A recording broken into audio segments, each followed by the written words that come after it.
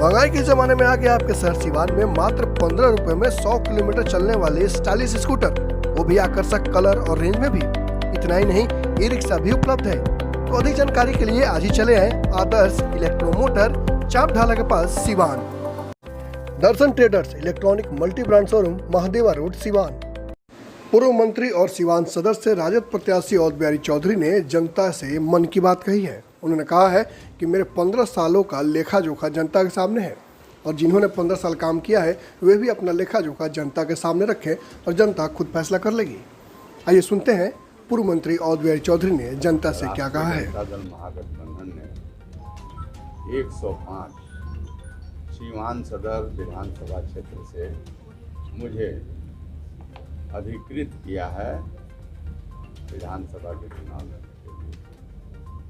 मैं शहर से लेकर देहात तक सभी मतदाताओं से आग्रह करता हूं कि मैं न 15 वर्षों से मैं विधायक हूँ, न हमारी सरकार बिहार में है। इस बार मैं एक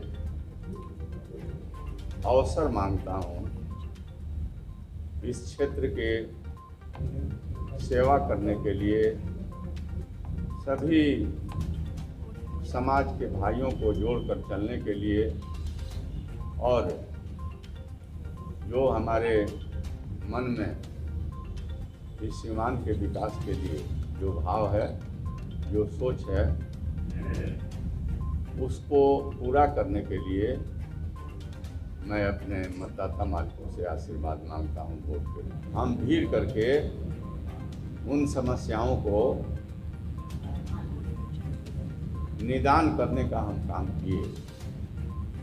सड़कों का निर्माण, पुल पुलिया का निर्माण, पीने के लिए चापाकल, जहाँ स्कूल नहीं थे वहाँ नया स्कूल स्वीकृत कराना, जहाँ स्कूल भवन नहीं थे वहाँ भवन बनवाना। ये तमाम काम मैं अपने तरफ से किया। तो मैं नहीं कहता हूँ कि 5 बरस में कर दिया। 5 बरस से निरंतर हम काम करना शुरू किए थे। हमको चिंता था कि अगर हम विकास के काम नहीं करेंगे और कुछ हम दिखलाएंगे नहीं, तो फिर हमें 5 वर्ष के बाद जनता के बीच हमें जाना है। तो जनता के बीच हम कौन मुंह लेकर जाएंगे? कुछ हम काम करेंगे तभी जनता के बीच जाएंगे और कहेंगे कि हमने अमुक अमुक काम अपने क्षेत्र आप लोगों के लिए मैंने किया। निरंतर गति से मैंने विकास का काम किया। 90 में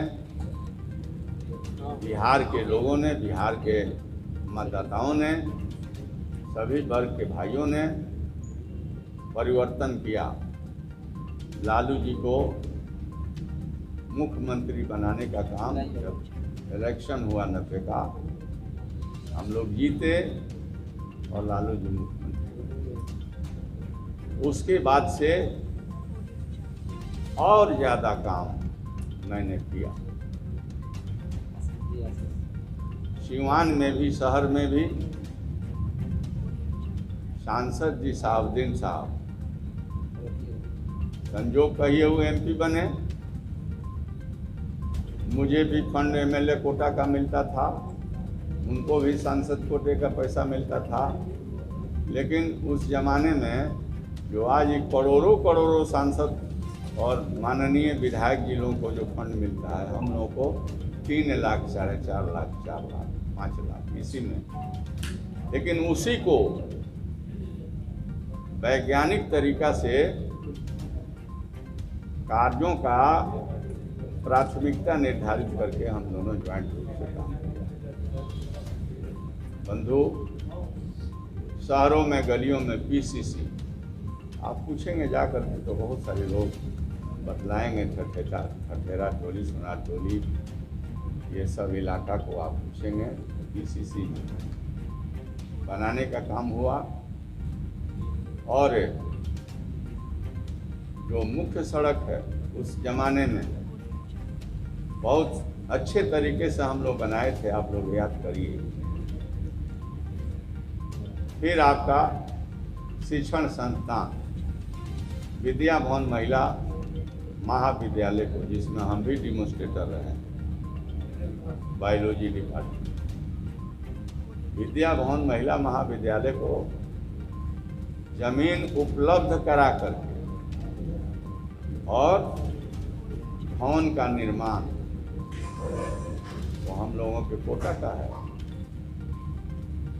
कराने का काम हम लोग किए, जो आज भी हमारे और आपके घर के बच्चियां उसमें शिक्षा ले रही। टाउन हॉल तो हम लोगों ने बनवाया, इंडोर स्टेडियम हम लोगों ने बनवाया, राजेंद्र स्टेडियम हम लोगों ने बनवाया। ये जितने शिक्षण संस्थान है, सभी शिक्षण संस्थान को हम लोगों ने बहुत गंभीरता से लेकर उत्तर बिहार में ये स्पोर्ट्स के मामले में, खेल कूद के मामले में उत्तर बिहार में अगर सबसे चैंपियन, सबसे अच्छा इंडोर गेम के लिए कहीं कंस्ट्रक्शन बन कराया गया है तो इंडोर स्टेडियम हम लोगों का बनाया हुआ है। आयुर्वेदिक कॉलेज है, इंजीनियरिंग कॉलेज है, डीएवी कॉलेज में मैंने अपने एमएलए कोटा का पैसा दिया और बच्चियों के लिए कॉमन रूम बनवाया, स्टैचू बनाया डीएवी कॉलेज में, और उस स्टैचू पर इस सीवान के मालवीय, सेकंड मालवीय, स्वर्गीय पूजनीय दाढ़ी बैजनाथ प्रसाद उर्फ दाढ़ी बाबा का जो स्टैचू डीएवी कॉलेज में जाकर देखेंगे, और बिहारी चौधरी का वो पैसा है, साहबदीन साहब का पैसा है, हम लोगों ने बनवाया और उनका उस पर स्टैचू हम लोगों ने कायम किया। डीएवी कॉलेज को भी बनवाया गया, डीएवी हाई स्कूल को भी बनवाया गया। परंतु आज की स्थिति देखिए, इंडोर स्टेडियम जो आपके लिए एक धरोहर के रूप में है, आज वो ऊपर के सेलिंग उसको टूट टूट करके गिर रहा है। कोई माई बाप नहीं कि उसको ठीक करा दे, किसी का ध्यान ही नहीं जाता। मैं एक दो बार उसके तरफ ध्यान में आकृष्ट किया हूँ प्रशासन और शासन को बोलता हूँ। जो आपका सदर हॉस्पिटल है,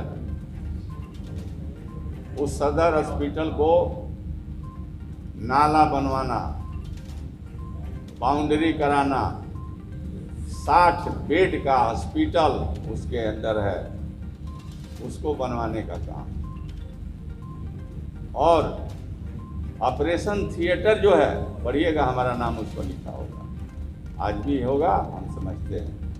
मैंने अपने एमएलए कोटा से उसको ऑपरेशन थिएटर सिवान सदर हॉस्पिटल, ब्लड बैंक को हम लोगों ने बनवाया, ये सब लोग आपके गवाह हैं लोग।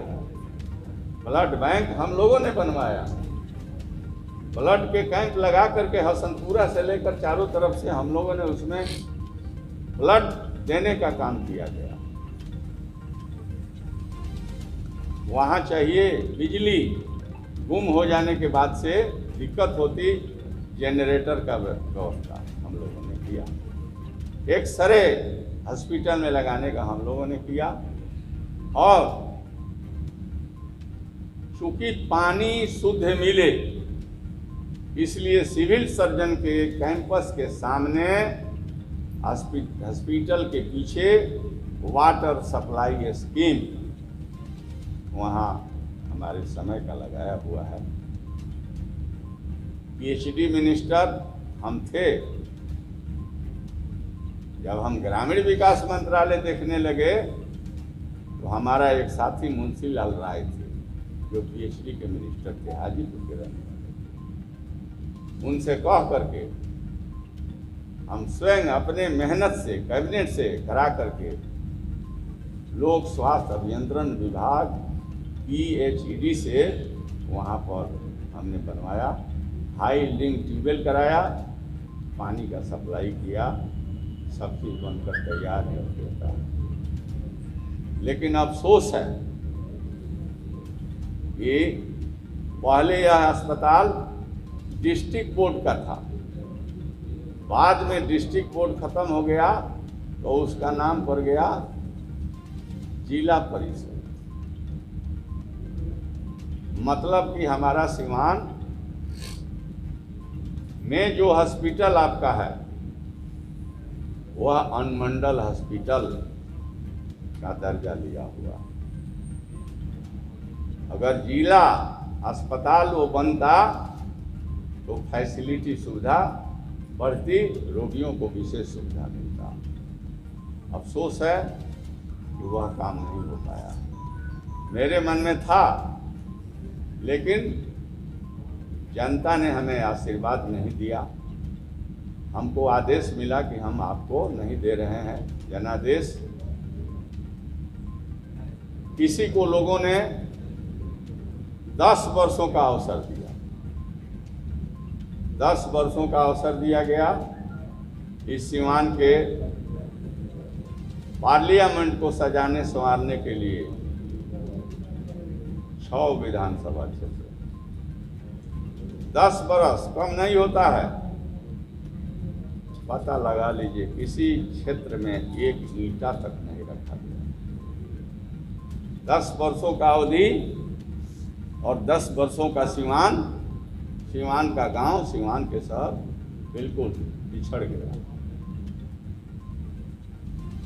अभी वर्तमान जो लोग हैं उनको भी काफी अवसर मिला।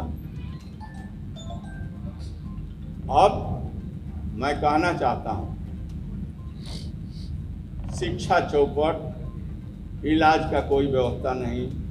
सभी उद्योग जो यहाँ थे औने पौने में बेचा जा रहा है, नीलाम हो रहा है। ट्यूशन में चुनाव का व्यवस्था किया गया है। अगर मैं भी वोट लेकर के चेहरा नहीं दिखाऊंगा, भाग जाऊंगा, या आपके पक्का निर्माण का कार्य नहीं करूंगा, तो फिर आपके 5 बरस ही तो देखिएगा। फिर तो 5 बरस के बीच बाद आपके बीच आना है। मेरे अंदर अगर कोई गुण नहीं होगा, मेरे अंदर कार्य करने की अगर क्षमता नहीं होगी, आपको साथ चलने का अगर हमारे अंदर कोई सोच समझदारी नहीं होगी, तो फैसला आपके हाथ में होंगे। यह कुर्सी किसी के लिए ऐसा नहीं है कि बैनामा है, यह तो जनता का दिया हुआ सौगात है। यह आराम की कुर्सी नहीं है। यह जो है बहुत चिंतित रह करके अपने जनता के विकास के लिए, समस्याओं के निदान करने के लिए कुर्सी है।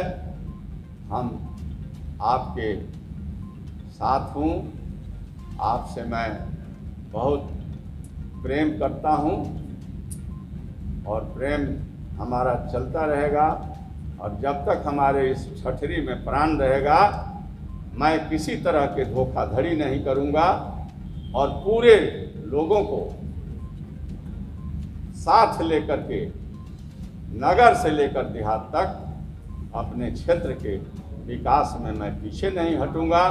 यही हम जनता, मतदाता मालिकों से मेरा यही आग्रह है।